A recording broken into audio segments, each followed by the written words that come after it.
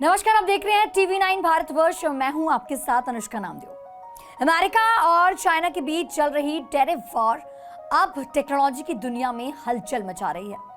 लेकिन इसी बीच अमेरिका राष्ट्रपति डोनाल्ड ट्रंप ने एक बड़ा फैसला लिया है, जिससे स्मार्टफोन से लेकर टीवी और कंप्यूटर तक कई इलेक्ट्रॉनिक प्रोडक्ट्स पर भारी राहत मिली है। क्या है पूरा मामला? क्यों एप्पल जैसी कंपनियां इतनी खुश हैं और चाइना क्यों गुस्से में है? चलिए आसान भाषा में समझते हैं। अमेरिका और चाइना की टैरिफ वॉर ने पूरी तरीके से बवाल मचा रखा है। अमेरिका और चाइना के बीच बीते कुछ समय से ट्रेड वॉर बहुत तेज हो गया है। खासकर इलेक्ट्रॉनिक सामान को लेकर मामला और भी पेचीदा हो गया है। अमेरिका ने हाल ही में चाइना से आने वाली प्रोडक्ट्स पर 145% तक का एक्स्ट्रा टैरिफ लगा दिया था। यह अब तक की सबसे बड़ी टैरिफ वृद्धि थी, यानी कि 145% टैरिफ एक सदी में सबसे ज्यादा। इसका सीधा असर ये हुआ कि स्मार्टफोन्स, लैपटॉप, टीवी जैसी चीजें महंगी हो गई। इसकी वजह यह है कि ऐसे ज्यादातर प्रोडक्ट्स चाइना में बनते हैं और वहीं से अमेरिका आते हैं।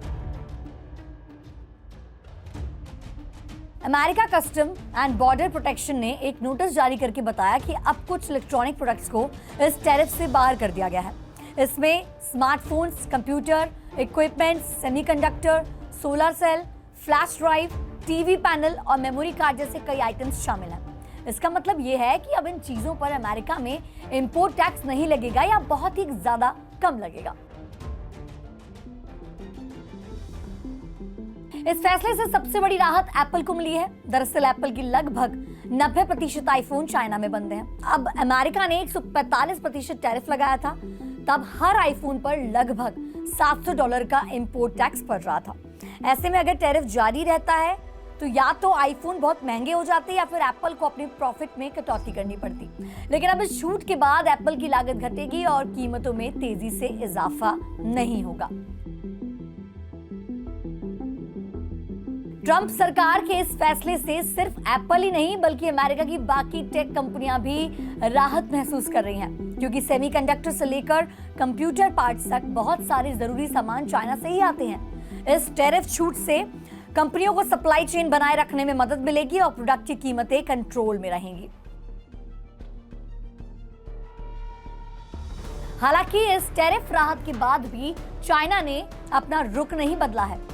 चाइना विदेशी मंत्रालय की प्रवक्ता माओ निंग ने साफ कहा है कि चाइना अमेरिका के आगे झुकेगा नहीं।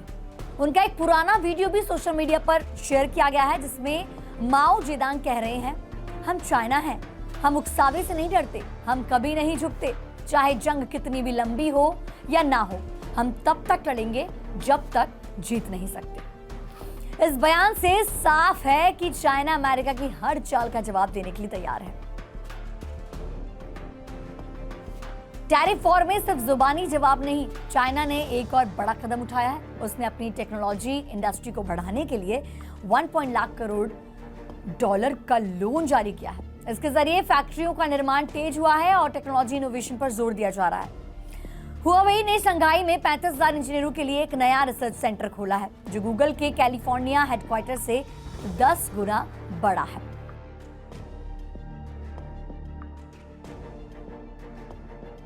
जहां चाइना पर 145% टैरिफ लागू है, वहीं अमेरिका ने भारत समेत 75 से ज्यादा देशों के लिए एक समान 10% बेसलाइन टैरिफ लागू किया है।